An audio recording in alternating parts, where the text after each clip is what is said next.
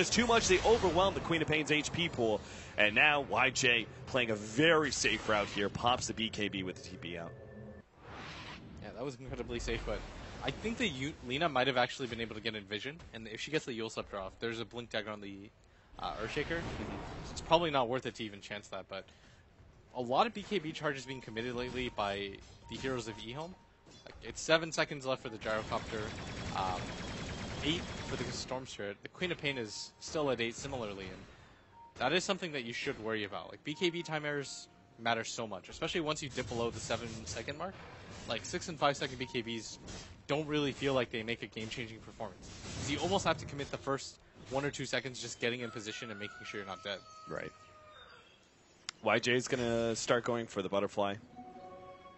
Still, though, do you agree with butterfly in this instance? I'm just not sure if there's enough direct right-click.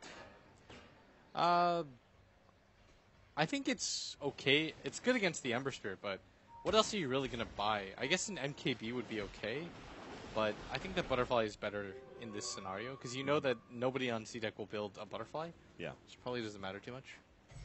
And it's hard for anybody on C deck to build an MKB at the same time. Like, if you're aggressive, you want to be building, what, Daedalus? If you're the Queen of Pain, getting something like Assault Crust is pretty necessary in games like this.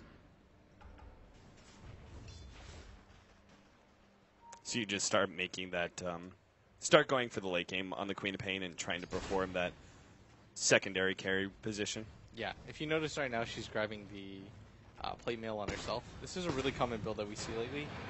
Especially when you have an Orchid, then you're actually a physical damage-dealing monster.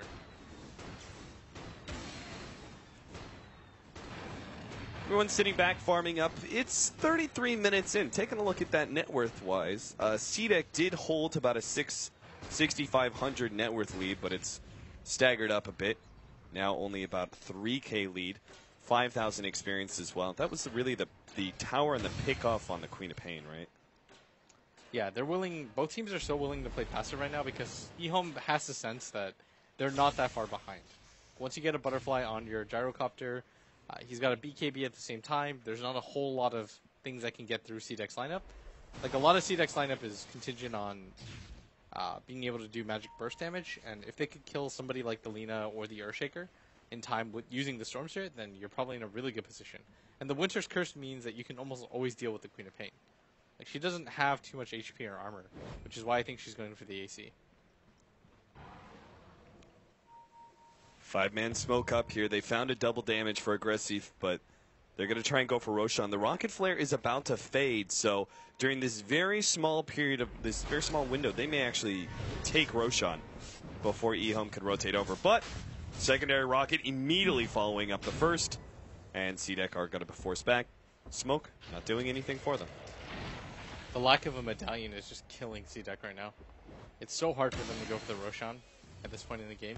Like, even with a DD rune on your core hero, you can't do too much. Right. Like, Queen of Pain and Ember Spirit, not the best objective gamers. Maybe Queen of Pain is, but Ember Spirit definitely isn't. You're not meant to hit towers or get Roshans with Ember. Yeah. Let's see, this Naga Siren, they already have the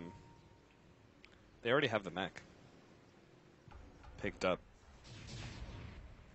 What is the item then here?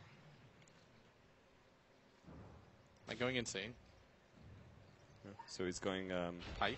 Or Vlad's? No, it's gotta be Vlad's. It's gotta be Vlad's. Why are we're dumb. I keep forgetting about that change to Yeah, Vlad's. I do too. I was like, why is he going pipe? I'm not sure if that makes sense. XZ? Yeah, he's dead. Dead. Deader than Nordell. That's a BKB though, used by the Storm Spirit. I actually think that's kind of worth it for C-Deck.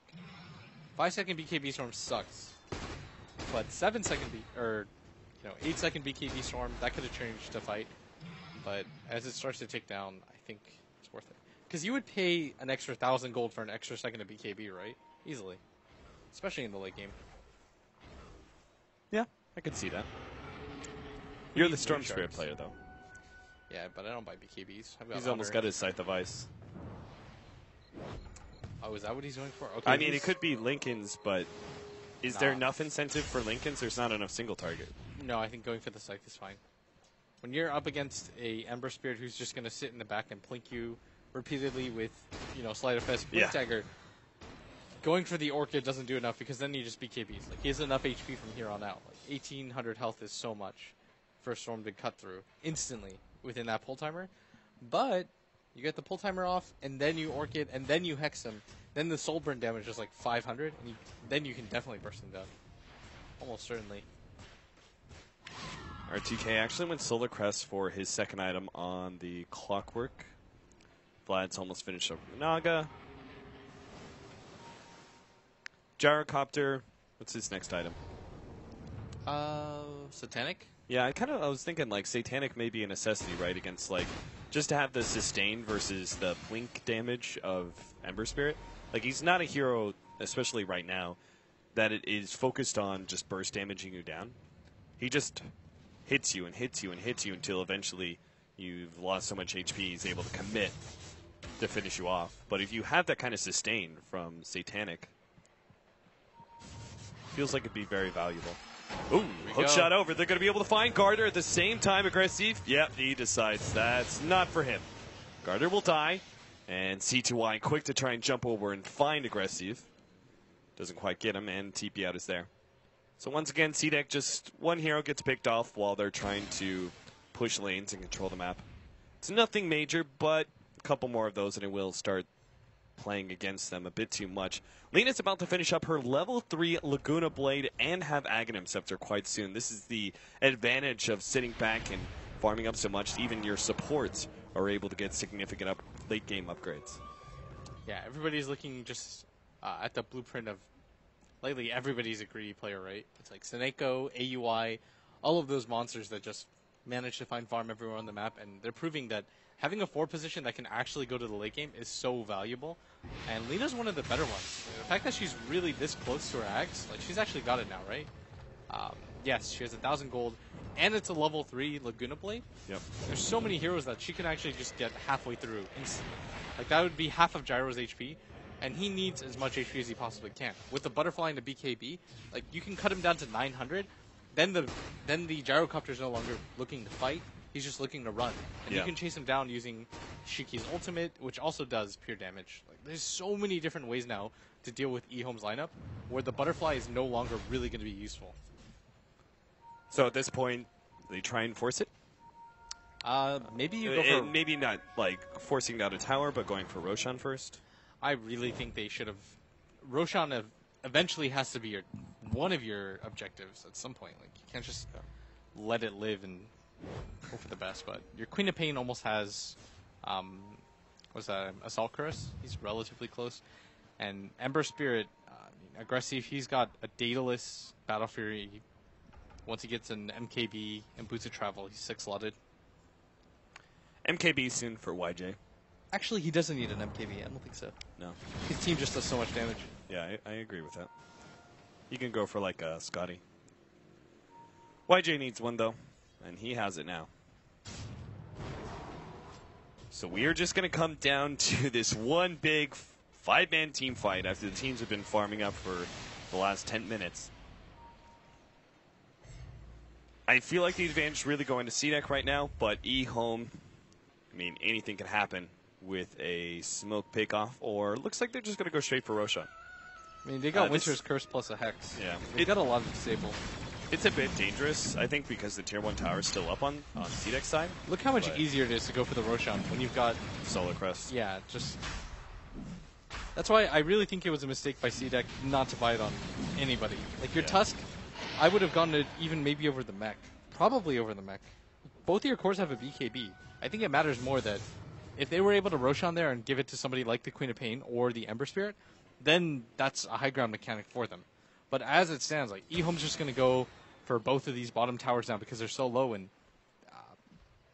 I mean, they must feel comfortable to be in this type of position, but the lead is almost neutral. Despite being down 19 to 15. And look at this. Jump. Q is going to be the target. Hookshot actually blocked out by CTY. Immediately Orchid being placed on him. He now pops the BKB and turns and fights against that snowball. He forces them over. There goes that Sonic Wave. They managed to get a decent amount of damage out, but eHome just roll over the C-Deck members. All right, so he rolls back, drags the snowball back into them, into all of them actually, and then that was not the commitment that you wanted to make. I thought for a second CTY was crazy, and then The snowball came back, and he's like, nope, you're coming with me. Yep. Right into the gyrocopter ultimate. And the crazy thing there was CTY didn't even really do that much damage, but the Lina didn't get her ultimate off because she was so stuck. Biggest downside of the snowball right now, eHome.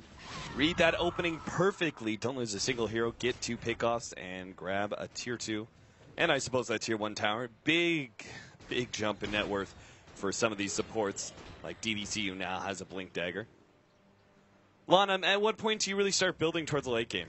I mean, is it just too much? Is it just too late? Like, you committed too much with the Arcanes, Urn, and Vladimir's that you can't really go the Radiance build anymore? It's 42 minutes into the game. Even if you have a Radiance, it's not just the Radiance that makes Naga a strong hero. It's the Octarine Core, Diffusal, Manta, and yeah. The game would have to drag out to like 95 minutes for him to be able to accomplish that at this point. Like, you're hard committed. You just have to stick with it. You know, hope that it was the right decision. eHome with that Aegis, they're feeling so emboldened. They certainly are. The sleight of fists damage is just not enough right now. Jump in, CTY actually goes for XD immediately. They do get a really good Winter's Curse onto Shiki, trying to control him as best as possible with the ensnare and the hook shot over the top. They easily take him out, and Gressiv has to jump over to his Remnant back and forth. Looks like he will get away. CTY, Glimmer Cape save. Managed to get out. Aggressive still wants to get him, though. Sleight of Fist doesn't quite... Oh, wow. Now the Song of Siren goes off. Gardner immediately pushed back. They will take him out. Now, here comes Shiki with his second life. CTY...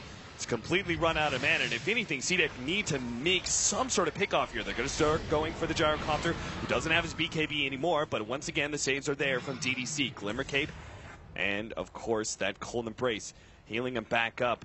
CDEC are not